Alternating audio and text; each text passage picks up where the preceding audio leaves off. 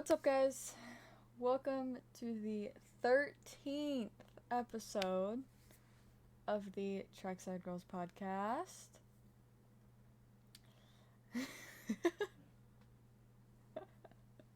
If you guys are watching the visuals, Molly and Lakota are trying to find how many ways they can do 13.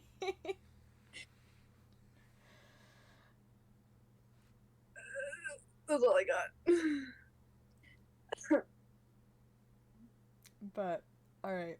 So I guess let's jump right into it. As always, NASCAR first. One of our boys got a contract extension over at Junior Motorsports. Sam Mayer. He is going to be back with Junior Motorsports next year. So that's very exciting. Something that I am actually happy about, to be honest, they are bringing back stage breaks at the Charlotte the Charlotte Roval. Like, I don't know how many of you, because, like, I don't know how much I've spoken about this, but I dislike no stage breaks at road courses. And then also some of the drivers have also said that they disliked it because it doesn't really give them a chance to like chill out. They're just constantly going around a road course for like 4+ hours. That's not their thing. So, yes, luckily they're bringing back stage breaks for the boys. Some other good news. Another one of our boys got reinstated.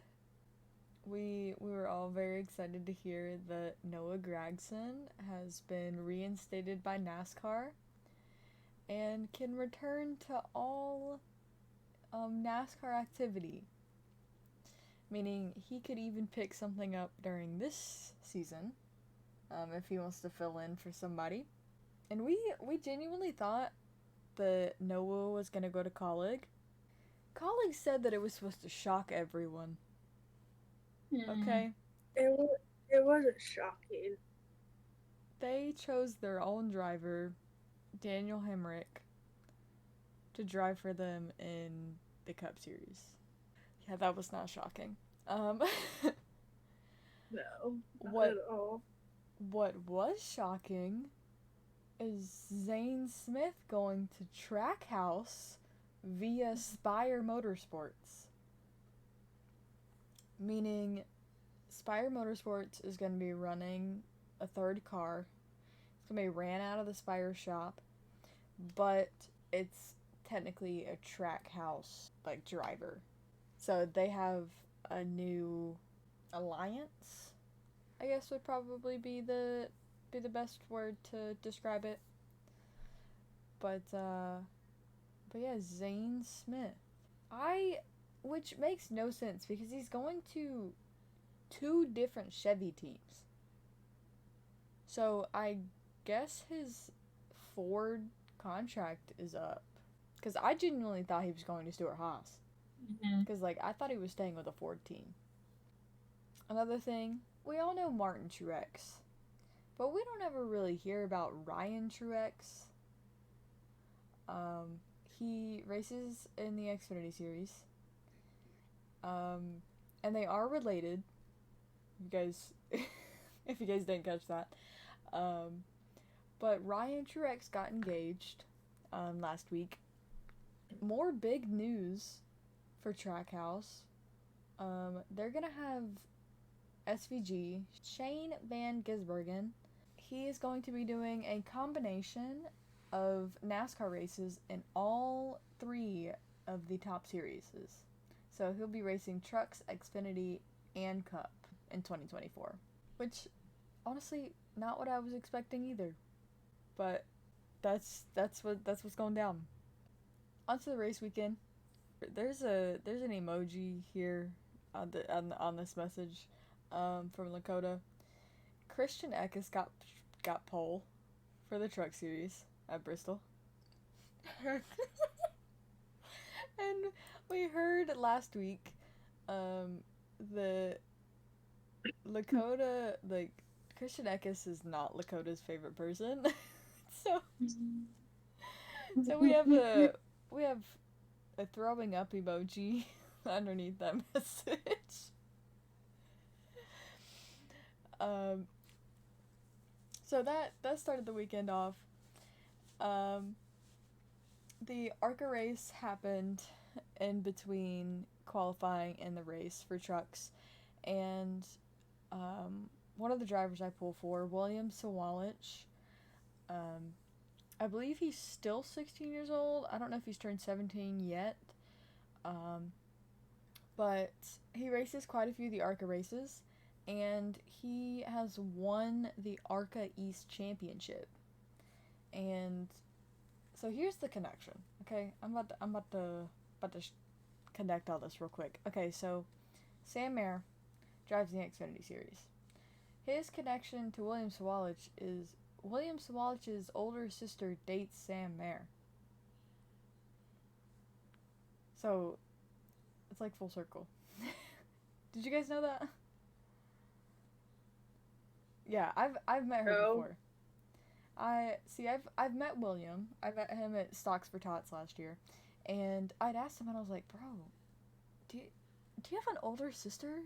Like, does she date Sam Mayer? And then he's like, yeah, and she's standing right here, and she literally had her back to me behind him, and I'm like, oh, hi, nice to meet you. I saw your pictures with Sam in New York. So that was a fun interaction. So there you go. There's a connection if you guys didn't know that. But yes, William Sawalich is ARCA East champion. So the truck race happened after the ARCA race, and Corey Heim won the truck race. Another one of those emojis underneath that message. Even though, see, I don't like. I've met Corey Heim a couple of times, and he's pretty chill. But there's some other people in the truck series that we want to win instead. So over in the junior motorsports camp, obviously we know Josh Berry is moving up to the Cup Series into the Ford car. But there's still two other drivers other than Sam. Brandon Jones and Justin Allgaier. They have signed for another year over at Junior Motorsports. Cole Custer got the pole. And during the race, three Junior Motorsports cars took each other out in the race. And I had a friend of mine call it a Junior Motorsports sandwich. Because, so Josh Berry, something happened with his car. He went up into Sam Mayer, and then Sam Mayer took out Brandon Jones by accident. So yeah. Was not originally a good day for Junior Motorsports. But there were some pros. Dale Earnhardt Jr. was racing at Bristol in the 88 car, and he was doing fantastic. Like, he was leading laps, he was running like second most of the time. Unfortunately, it came to an end for him because his leg, pants leg, caught on fire while he was in the car. So he had to pull into the pits, stop the car. He pulled into, I think it was John Hunter Nemechek's pit box, and John Hunter's crew was sitting on the wall, and So Junior like throws down the window net and is like waving them over there, trying to help him out. So they had to pull him out of the car because he was on fire. Uh, there's like a My mom said, my dad said he pulled up Bobby. He was on fire. Ricky Bobby. Mm-hmm. Oh, Ricky and Bobby, he was on fire. And no, like John Hunter's crew literally like yanked him out of there. Like because obviously Junior doesn't do this anymore like every week. So obviously him climbing in and out of a race car, he can't do it like the snap of a finger, okay? So obviously they had to pull him out of there if the car's on fire. They didn't even pull him out. They yanked him out. They were like, yeah. yanked him out. But even though the other four cars of Junior Motorsports, Justin Allgaier went on to win the race at Bristol, and in his post-race interview, he was like, "Yeah, we haven't announced it yet, but you guys are stuck with me for another year." So he will be in the 7 car again next season. For the Cup race, Christopher Bell got pole again.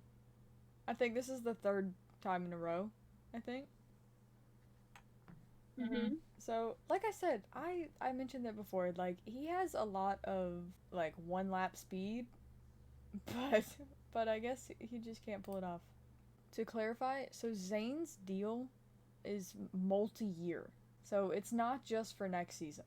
And apparently he was like emotional about it in the press conference. I So cried watching it. let's see. So this is That was his dream team. yeah. But okay, so this is what happened. Um, so Spire bought a third charter, and it was Live Fast's charter. So like the 78 car, which I'll explain that situation in a second. But they bought their charter and formed an alliance with Trackhouse for 2024. So Zane will technically run under Spire Motorsports, but it's like involved with Trackhouse. As for Live Fast Motorsports, they they're gonna be doing an open car, so they're gonna have to. They no longer have a guaranteed spot, because they no longer have a charter, meaning they will have to qualify into the race every week if they choose to do so. There's gonna be no more Bristol dirt. Like both Bristol races next season are gonna be on the concrete. How do you okay? Do you guys like the Bristol dirt race? Like, I No. mean, I don't really have. Not even the not. I never liked it. Not even the guys who raced dirt like it. Yeah. No one likes it because they never sell out of tickets for it, which is why they always have to push so hard that they still have so many tickets left for Bristol Dirt because no one likes the dirt. Yeah. So like I've never been to the dirt race, but like I just don't think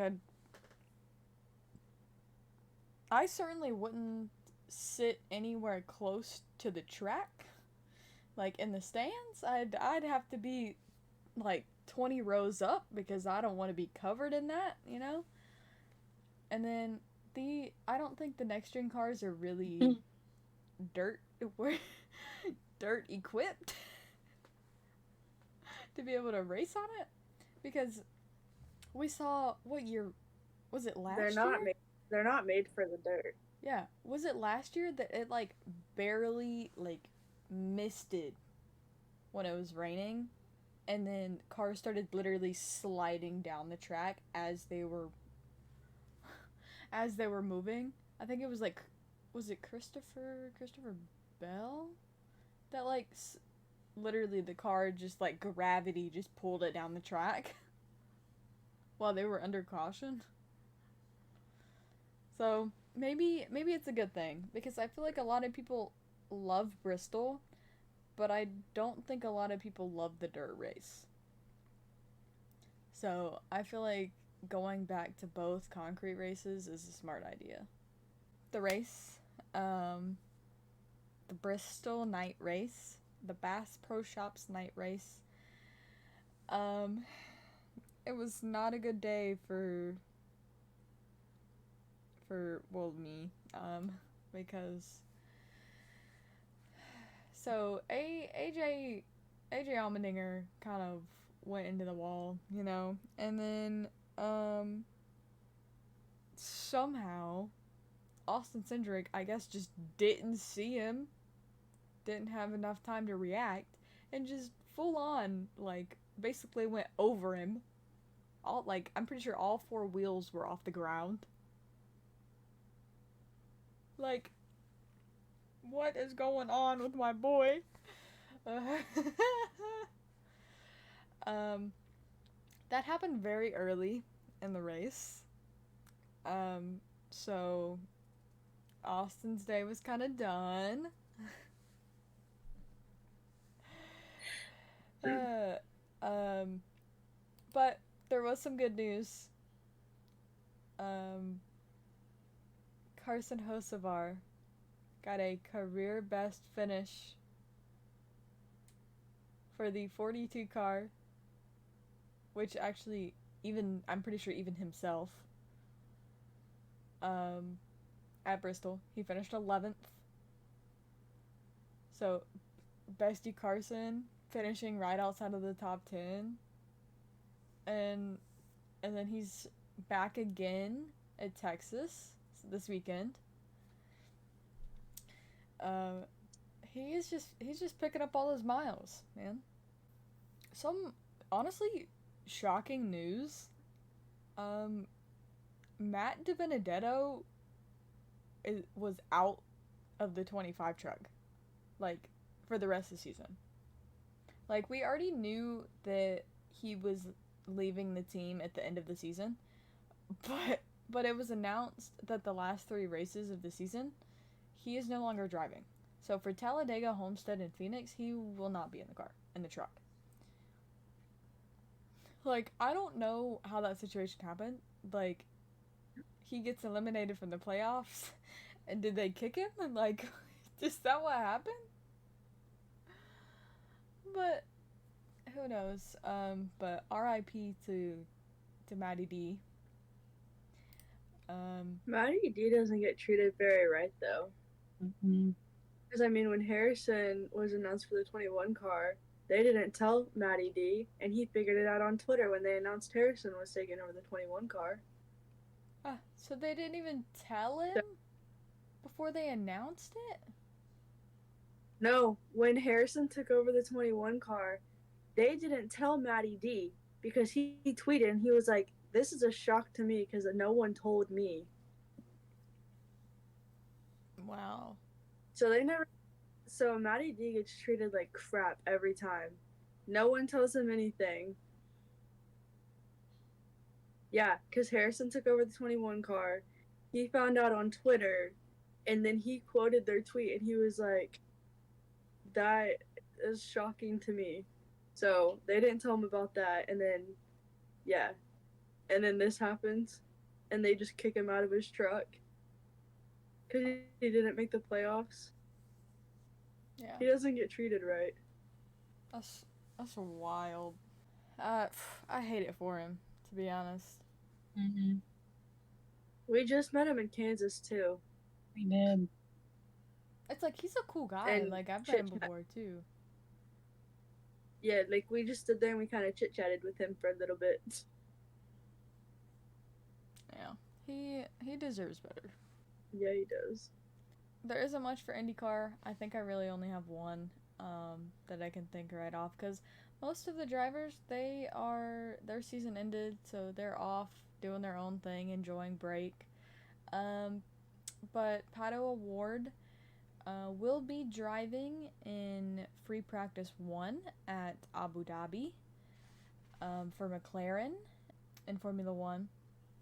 I found out that Abu Dhabi is actually the weekend after Vegas. So they don't have an off weekend in between. So they're literally going to be done by December. Most of them are off the grid. Like David Malukas posted with his girlfriend. They were at some volcano crater that they were out exploring and stuff. Not much news from that front, but it was a very eventful Formula 1 weekend. So, we know they raced in Singapore. McLaren had new fire suits and a new livery that they're also going to be having in Japan. Singapore is like notoriously known for like the ice bath thirst traps from all the teams of their drivers. And that was in full force again this year. Which I was a little concerned though, because Lando got into a bath of dry ice. There was dry ice in the water, and it was bubbling, and you know, dry ice in water, it makes like the fog or smoke, you know. And Lando was inhaling it, and that's something you really should not do. So that kind of freaked me out, to be honest. I was kind of scared. But for Singapore, I don't know if he's gonna have it for any races after this, but Zhou Guanyu had a really like cute design for Year of the Rabbit on his helmet. Which makes sense. He's from the area. He's not from Singapore. He's from China, but I do believe that's the race that he grew up going to. And I do believe they used to have like a Chinese Grand Prix, but I think he was more familiar with the Singapore Grand Prix. Not too sure. But technically this was more of his home race because they no longer have the Chinese Grand Prix until next year when they are going to be racing in China again. Zhou gets to race in China next year because he got re-signed to Alfa Romeo. It was announced at Singapore that he was going to be in the car again next year. So he was very excited about that he found out that he was going to get to race in China. For the weekend, we talked about McLaren having a new livery, but they aren't the only team because Williams had their fan-picked Gulf livery, which I love the light blue and orange combination. Like, I liked it when McLaren had it, when Lando got his Monaco podium. It's one of my favorite color combinations that they use. So I'm glad that they actually, I was a part of choosing that livery because I voted on it. So I'm glad the bold one got picked because that one was my favorite. We all know that in Formula 1, helmet designs are one of like the biggest things, and because it's basically a driver's individuality, because that's what they can decide to create the most, and that's what they have the most creative freedom over.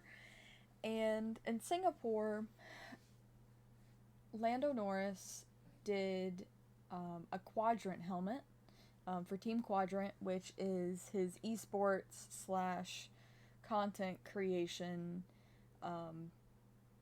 company, I guess, that he founded and or maybe co-founded, but he works with Max Utrell, his best friend, on it.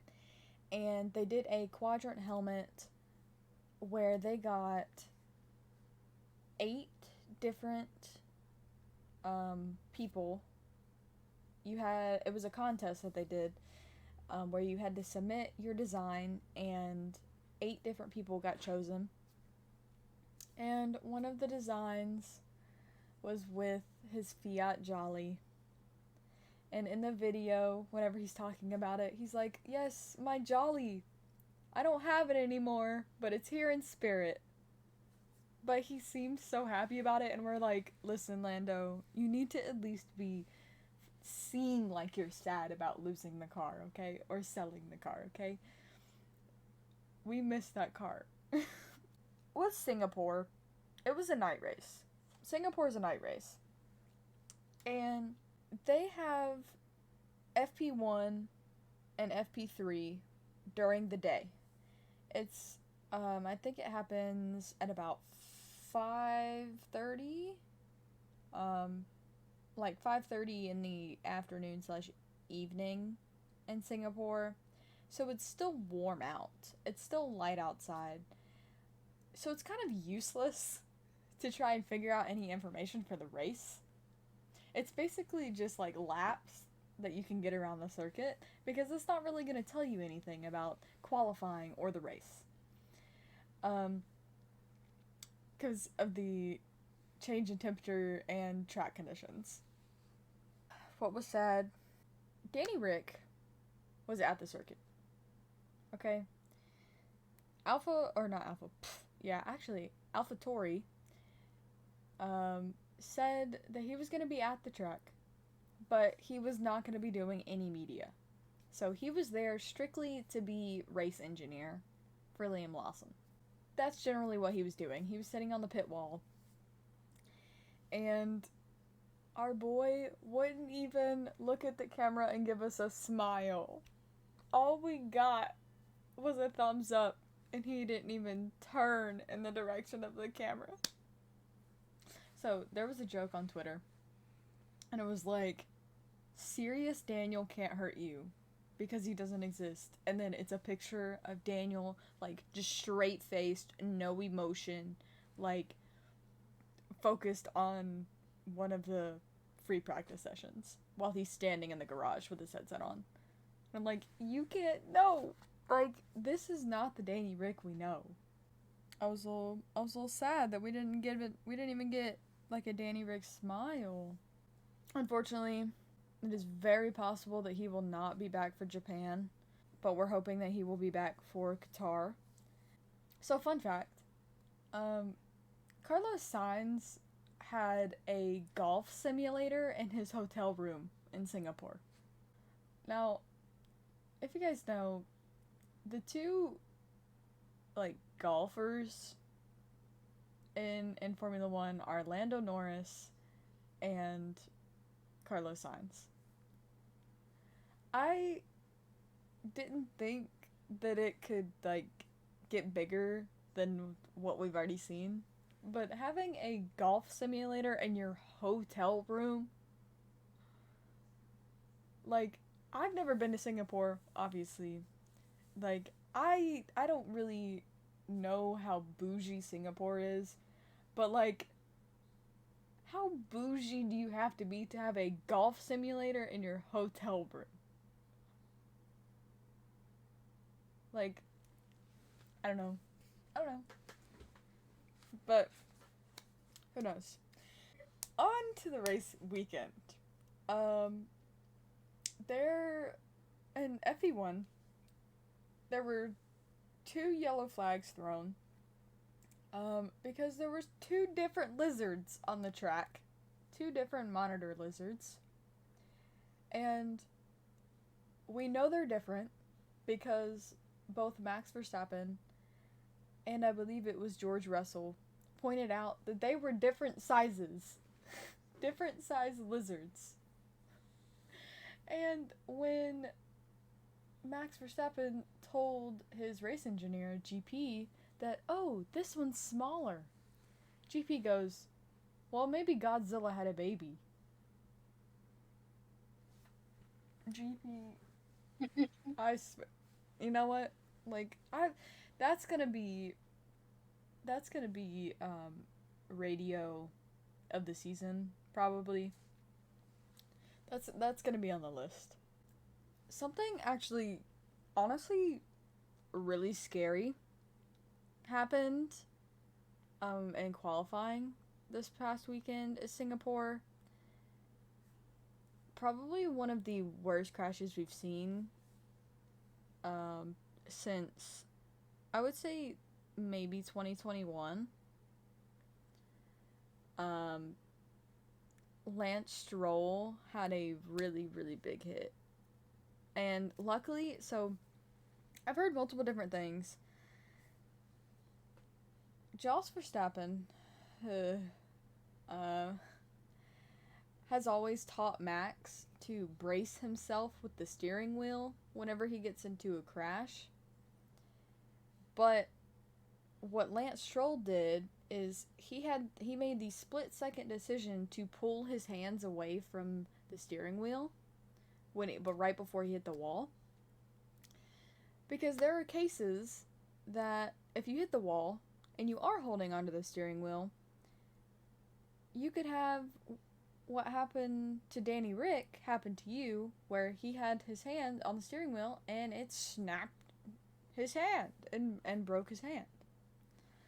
So Lance pulled his hands away and braced himself. Honestly, I immediately gasped whenever it happened. Like, I was just sitting there waiting. I was like, okay, I know these cars are a lot safer than they used to be, but please tell me he's okay. And luckily, he came over the radio. He climbed out of the car himself, but they immediately put him into one of the medical cars and took him straight to the medical center. Normally, if you're in a crash and you hit the wall, they let you walk back to your garage stall, and that's what most of them do, and then they go get checked out later. But that was a bad one. That was probably the worst I think that was the worst I've seen since I've started actually watching races, rather than watching replays and stuff. But yeah, that was a little scary for me. For the rest of the qualifying, Q2, it was the first time in, gosh, I couldn't even tell you how many races, but both Red Bulls were out in qualifying 2. I was sad. But I was kind of not, because the person who knocked Max out of qualifying was Liam Lawson. Our boy, filling in for Daniel Ricciardo, fighting for his life, got into Q3, knocking Max Verstappen out. Literally fighting for his life. Yeah. Because, this is his third... Go, Liam. Yeah, this is his third Grand Prix. But he doesn't have a seat next year. He's just filling in. So he has to use these races as, his audition to get an AlphaTauri seat. Because we already know, I think Checo's in for another year for sure. And then obviously they're not gonna get rid of Max, especially with how he's racing. But everybody's saying that Yuki might be the one in trouble, because Daniel Ricciardo came back and he's been out of the car, I think it was like 8 or 9 months, and he was able to match Yuki's speed in the car, and even place over Yuki in the first race he's back. Whereas Yuki's been with this car the entire season, and comparing him to a person who's never been in that car and being able to do what he's doing with the same with less experience. And then you have Liam Lawson, who has outqualified and gotten points for AlphaTauri. Like, let's not breeze over that. Like, Liam Lawson got points at Singapore. Like, Singapore is one of the hardest tracks according to the drivers. So, being a rookie in your third Grand Prix and first qualifying in the top 10 and then fighting your way back to get points. That's wild. Anyway, alright, sorry. Liam Lawson. But all in all, qualifying finishes with Ferrari taking pole with Carlos Sainz. The order was... Who was second, actually? Who was on the front row? I think it was George.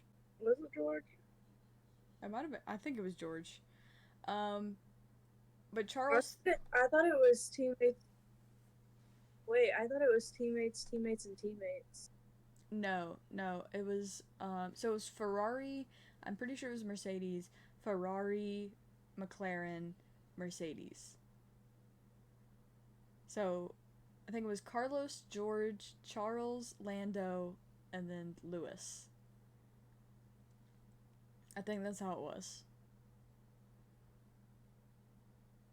I don't know. I know Lando started fourth, though. I know Lando started fourth, and I know Charles started third. Yeah, because Charles and Lando started next to each other. But Chile, he got the pole in Singapore. I had to rewatch Free Practice 3 because I fell asleep. But Liam Lawson had like a harmless spin in FP3. And I saw on Twitter that there were like so many girls. They were like, so he had to like spin the car back around, right? And it's just a clip of that where he's turning himself back right in the correct direction on the track.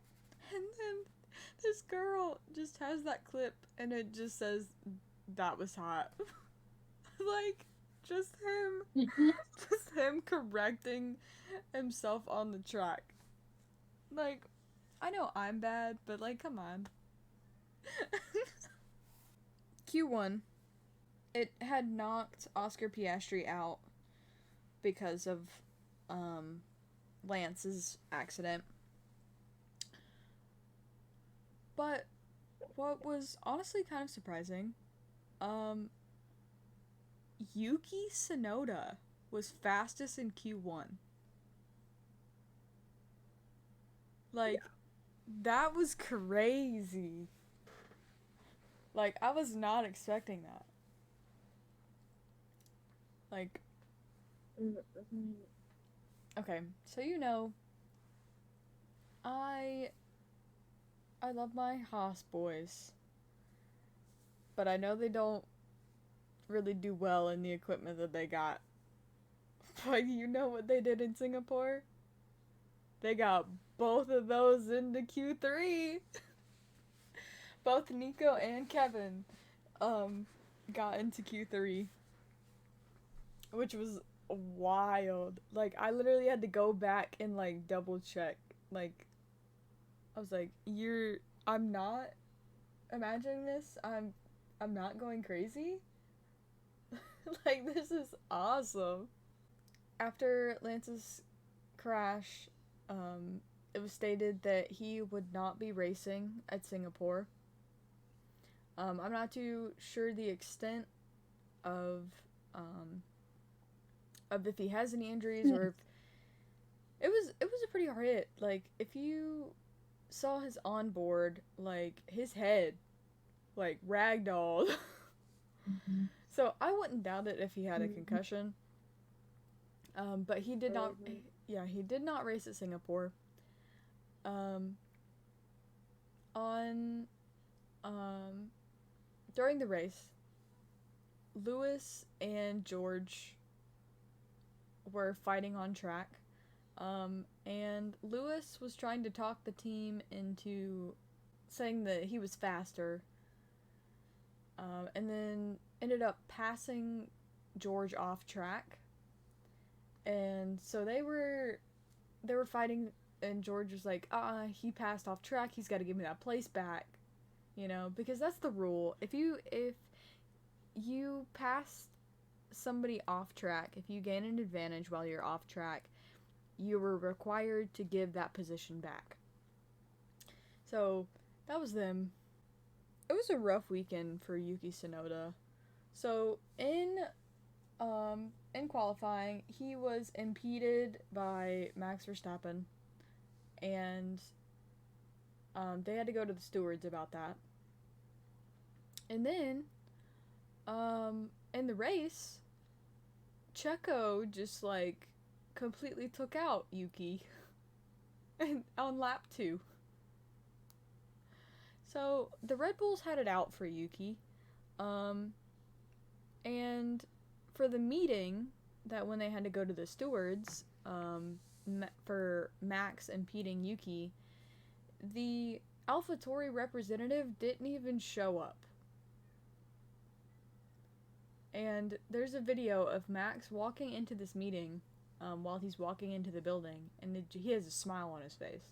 Like, he doesn't have a smile on his face, he just, like, smiles at somebody. Or I don't know what exactly he's smiling at, but everybody's like, that man knew that he was not getting a penalty walking into that meeting. Because I'm pretty sure he just got fined. He didn't get a grid penalty. I believe there was a lot of controversy going on about that, because, like, there were multiple people who got fines and different things that penalized them, but I believe there was only one person who got a grid drop. So people were saying that the FIA was calling favorites and stuff. It was Esteban's 27th birthday, while they were racing at Singapore. So I want to quote this. This is what I put in the group chat. Ferrari makes me want to punch them. that was my reaction while the race was happening. So they were forcing Charles to back off and make a 5-second gap to Carlos so they could pit and double stack. But Charles had George right behind him, and if that could compromise his Charles's position, because George could catch him. Rough weekend for the Logan Sargent fans. Logan hit the wall. Originally, it was actually, I think he finished the race, even with the damage. Yeah, he broke his front wing, and it was stuck underneath the car. And he drove, like, halfway around the circuit back to the pits with the broken front wing underneath the car. And they didn't throw a safety car, nothing, until he got to the pits. So they didn't even throw it until they saw that there was actually debris on the track. So, like, what? So that made me question the FIA's decision.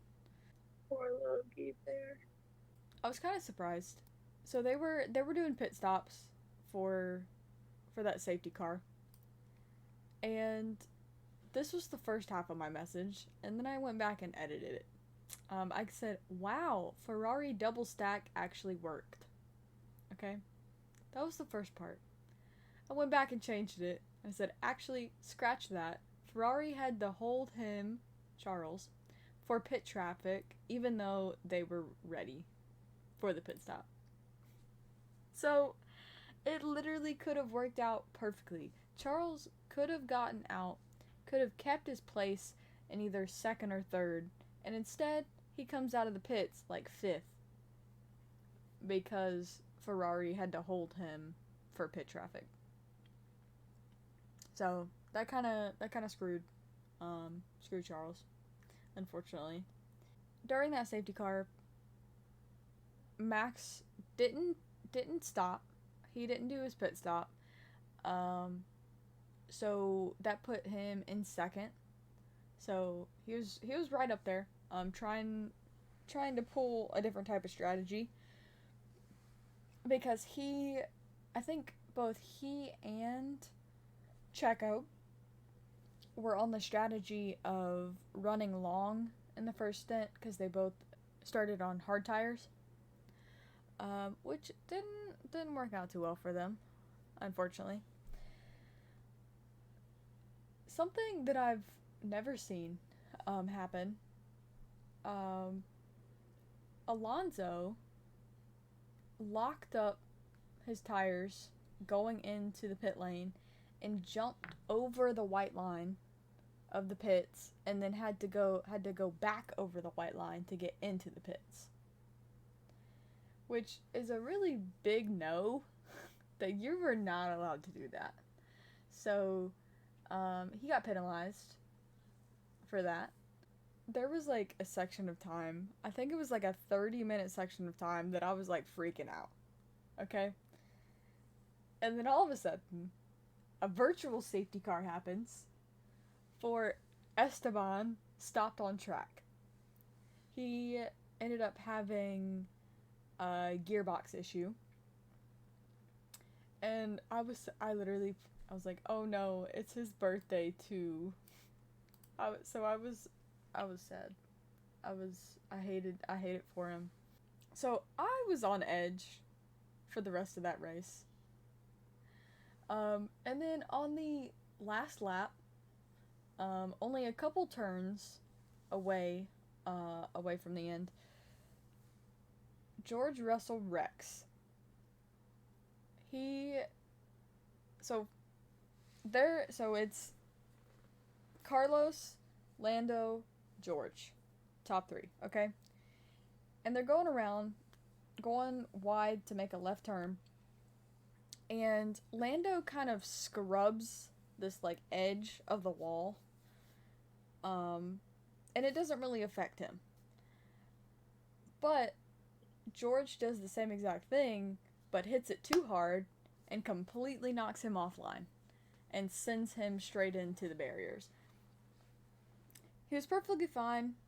He climbed out of the car himself.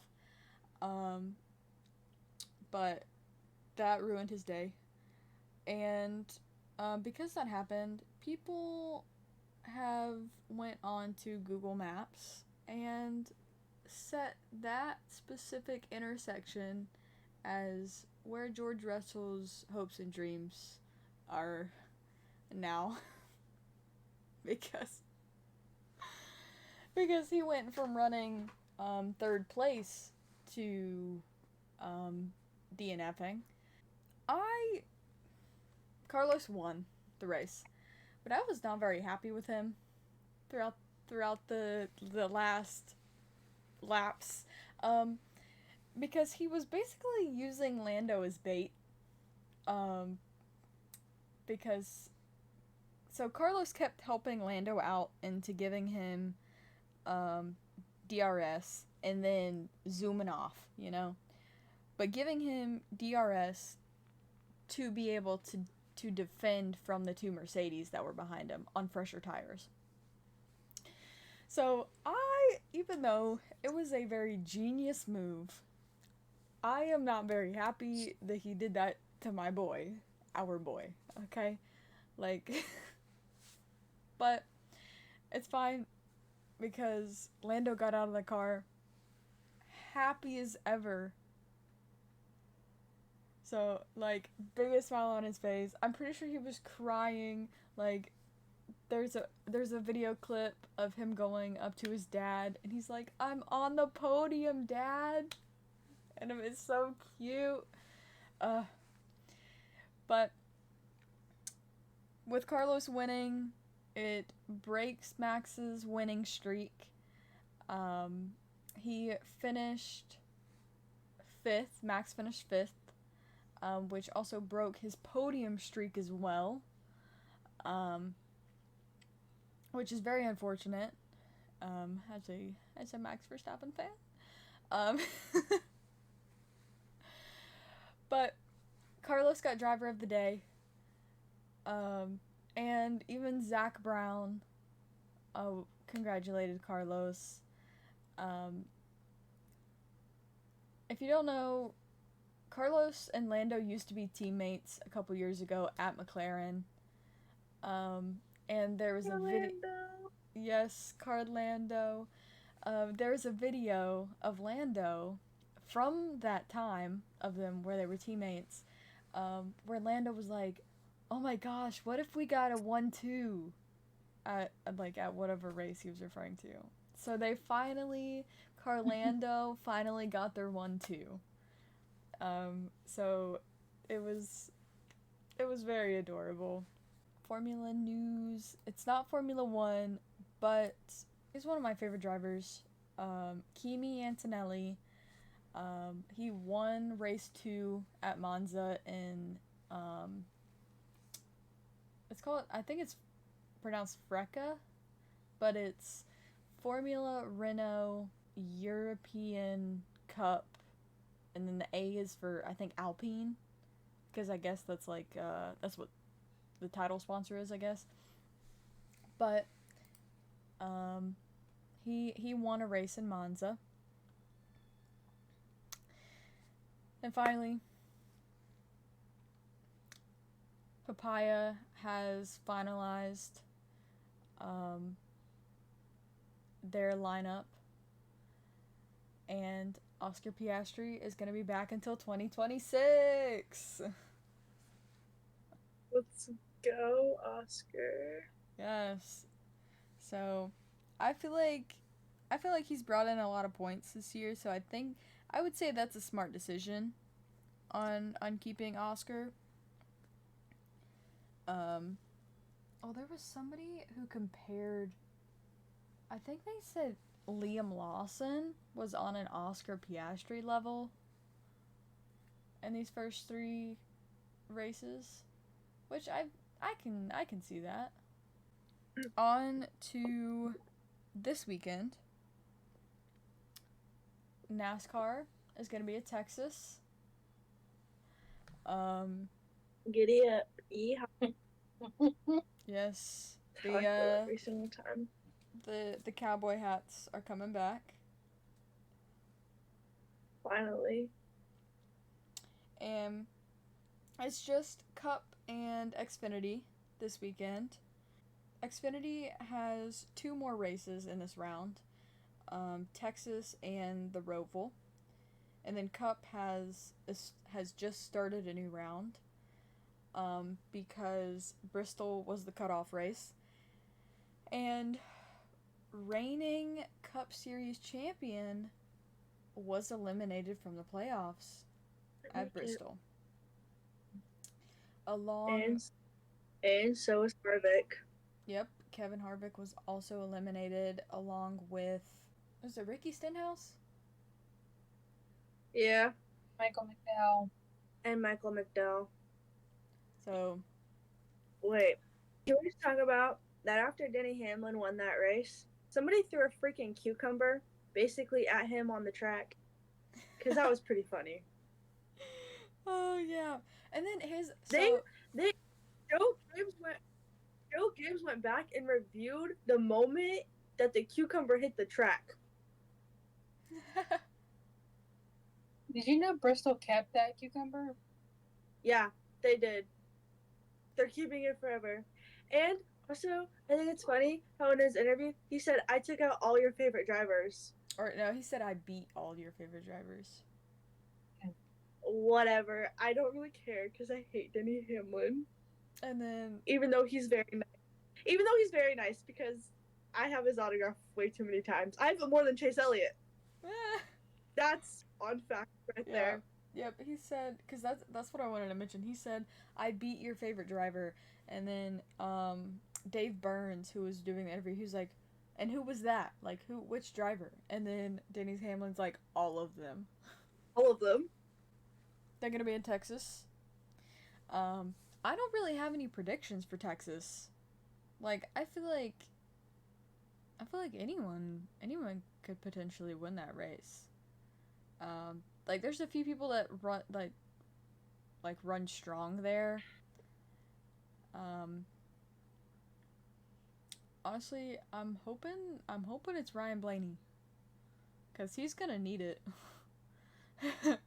Cause he is carrying the weight of Team Penske on his back right now. with the reigning champion being eliminated. So all eyes are on him for Team Penske.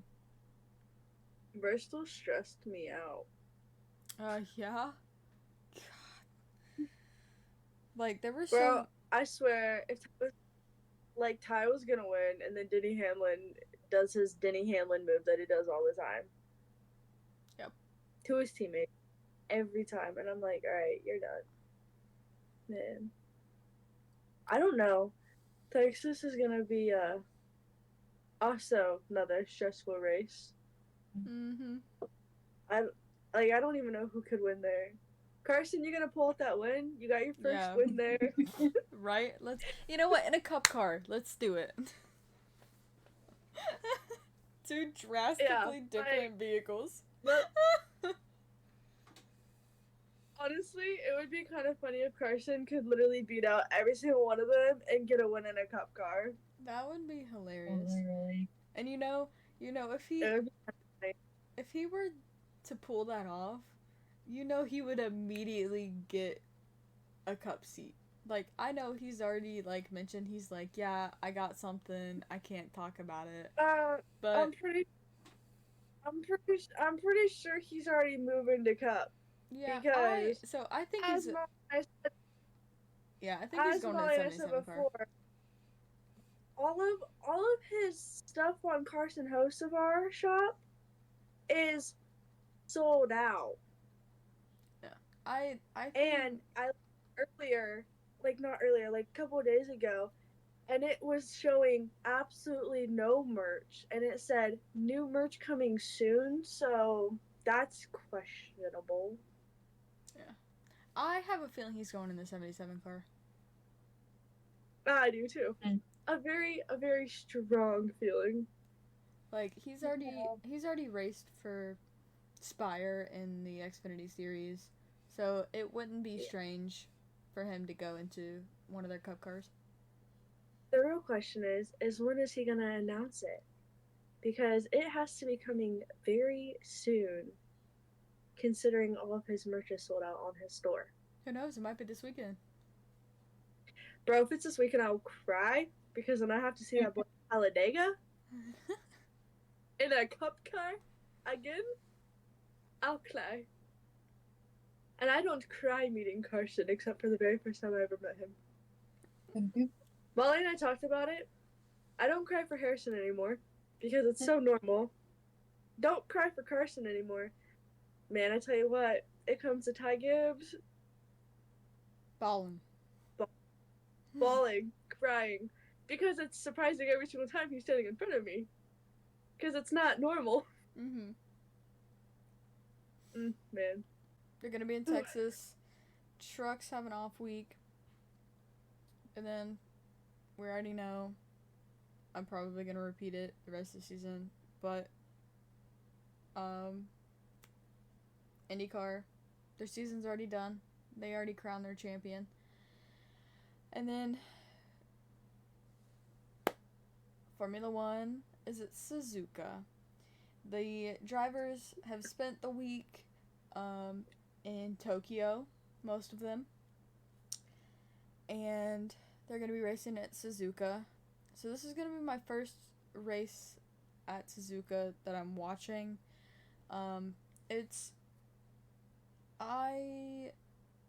I wasn't into the sport when Jules Bianchi was around, but I know the story of Jules Bianchi, and like I've watched old races and like just different things about Jules. Jules has had his accident at Suzuka. Like them racing in the rain just like stresses me out anyway. So I'm hoping it's not raining at Suzuka. That's my one request. It's gonna be rough. The schedule here, I'll read it. Okay, so free practice 1 is happening at 10:30. So we're filming this on a Wednesday, okay? It's happening at 10:30 p.m. Eastern Time Zone. On Thursday night. And then free practice 2 is 2 a.m. Friday. And then FP3 is the same day at 10:30 p.m. And then qualifying is at 2 a.m. Saturday morning. And then the race is at 1 a.m. Sunday. Literally midnight my time. Like, it's gonna be so rough. Oh, well, see, okay, yours is moved back an hour, so it's not as late for you. Yeah, because it's 1 a.m. your time, but it's 12 a.m. my time. But I am an old grandma, and I like to be in bed at 9, and I should be sleeping by 9:30. But yes, it's gonna be rough for us U.S. F1 girlies, okay? You know what? The U.S. sucks. Fair, to be honest. Oh, Red Bull have picked their top 10 for their Vegas livery. Unfortunately, mine was not one of them. So I will not be winning paddock passes from that one. Even though I wish I could have, because my design would have been on Max Verstappen's car, but it's all good. I'm not salty about it. You're not salty my butt. But anyway, it's gonna be a busy weekend. A late weekend. You don't say. That's it, guys. Thanks for watching. Thanks for listening. My cat is wanting to stand on my desk after she's already knocked 2 drinks off my desk. This has been the 13th episode of the Trackside Girls podcast. We will be back at it again next week. Peace out, guys. Peace out.